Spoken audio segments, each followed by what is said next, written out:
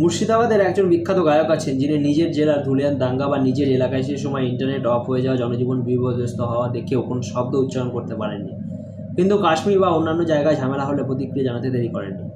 আসলে কাশ্মীর হচ্ছে থিং, যেটা নিয়ে কথা বললে নিজেদের বেশ একটা কেউকাটা মনে হয়। সেই তুলনায় মুর্শিদাবাদ পিছড়া হওয়া একটা জেলা মাত্র। অবশ্য যারা ভিতরের খবর রাখে তারা জানে এই মুহূর্তে কাশ্মীরের র্যালিব গালিব জালিব এর থেকে মুর্শিদাবাদের খুব একটা তফাৎ নেই। আমরা 70%, তোরা 30%। ভগীরথীর জল তো এটা তো ডকুমেন্টেড ভিডিও, তবু প্রশাসন চোখের পাতা পর্যন্ত ফেলতে পারেনি, গ্রেপ্তার তো দূরের কথা। তবে কি জানেন, ওখানকার সাধারণ মানুষের কিছু পলিটিক্যালি কারেক্ট থাকার দায় নেই, কারণ ওদের দেওয়ালে পিঠ থেকে গেছে।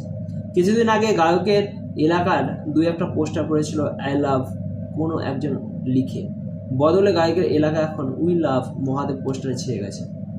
শহরে নিরাপত্তার আগুনে হাত পা সেঁকে নেওয়া সুশীল লোকজনের বোঝার ক্ষমতা নেই ওই এলাকায় এই কাজটা করার জন্য কী পরিমাণ সাহস লাগে। স্বামীজি বলেছিলেন, আসল ভারতবর্ষ বেরিয়ে আসবে লাঙ্গল ধরে, চাষির কুঠির থেকে, জেলে মুচি মেথরের ঝুপড়ি থেকে, মুদির দোকান থেকে। নেতাজি বলেছিলেন, স্বাধীনতা রক্তের বিনিময়ে পাওয়া যায়। আজকে পশ্চিমবঙ্গের বর্ডার এলাকায় সাধারণ মানুষজন বুঝিয়ে দিচ্ছেন ওনারা ভারতবর্ষের মানুষ বলতে শহুরে সুশীল বুদ্ধিজীবীদের কথা একদমই বলেননি।